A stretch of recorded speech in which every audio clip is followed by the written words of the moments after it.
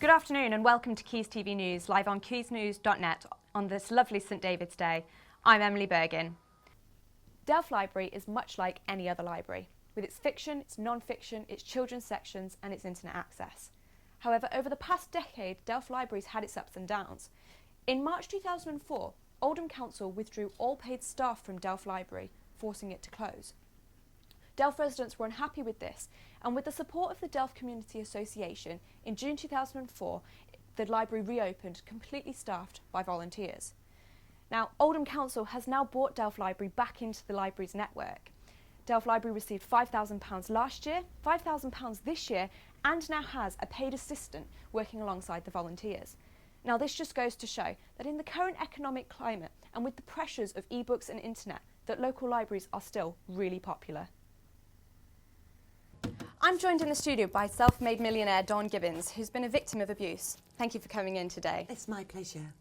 Firstly, could you briefly explain your story to me, please? Of course I can. Thank you. Yeah, it's something that I've withheld for many years, for, about 35 years. But I think it's something that has really affected my life. And it was when I was travelling. Basically, as a child, I was a free spirit, loved nature. And I lived a bohemian lifestyle, went down travelling into the south of France.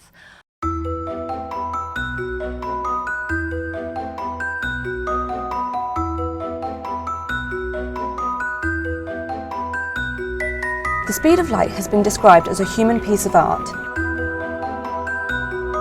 It involved 120 runners dressed in LED suits and is based on the interaction between movement and light.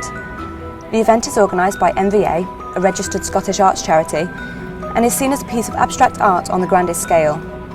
Hundreds of people turned up to watch the event, and cameramen and professional photographers came to capture the streams of light. Using special light suits, the MVA has choreographed special running patterns to create visually stunning light effects. The Speed of Light was commissioned by Keys Culture and is around for another 2 days. Speed of Light has also been to Edinburgh and Yokohama in Japan, making the show a global sensation. The runners run over bridges and across streets around Salford Quays, stopping in various places to perform. They stopped on the Lowry Plaza, outside the Imperial War Museum, and finished on the Media City Piazza, as well as other locations. The event was surprisingly quiet and reflective, and many people are expected to come and join the crowds tonight. Emily Bergin, Keys TV News.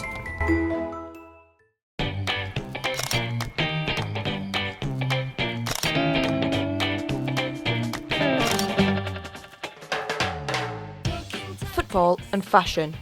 Not two things that would usually go together, but that's exactly what's happening at the Striker Pose exhibition. The exhibition aims to show the changes in fashion over the years by people in the football industry. There are clothes from the 60s to present day, from George Best to David Beckham, and not forgetting the wives and girlfriends. John Sutton, the Creative Programmes Officer at the National Football Museum, believes that the changes in income over the years have changed footballers into style icons.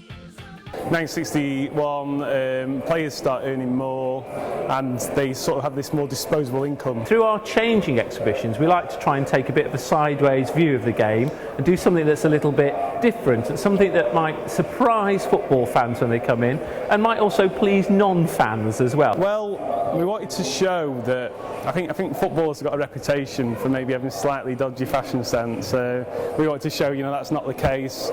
Footballers are used a lot in branding. So, David Beckham's been all over the side of department stores. So we wanted to show that footballers have got a fashion sense. There are many iconic pieces like Jose Mourinho's coat, items from George Best Boutique, and David Beckham's underpants, which have a mannequin of their own. Not only does the display have football trends, but also classic 60s trends, such as mods and skinheads, showing how fashion has changed in the last half a century. Terry O'Neill, a well-known photographer who was friends with Bobby Moore, used photography to give footballers the same status as rock stars. His prints are also at the exhibition. There is also fashion for on the pitch, including a football shirt designed by Paul Smith and a colourful creation by a Manchester University student. With 3,000 people already through the door, the Striker Pose exhibition, which aims to celebrate 50 years of football and fashion, is proving to be a great attraction for Manchester. Of course, the women of football could not be forgotten. There are designer dresses from Colleen Rooney and Victoria Beckham, as well as the staple WAG look, the juicy couture tracksuit. The event is fun and interactive, with perfume stands, a section devoted to the hairstyles of the game, and even a dressing up box. So if you're a football fan or you just like good clothes, then Striker Pose is the place for you. Emily Bergin, Keys TV News.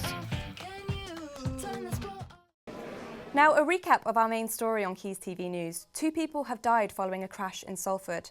Police say they were in pursuit of a red Audi, but it wasn't being followed at the time. It's thought 2 people were killed when the vehicle burst into flames as it crashed on Lee Road in Boothstown. 6 cars also caught fire and a number of houses nearby had to be evacuated. That's all from us today. Thank you for watching us. Goodbye.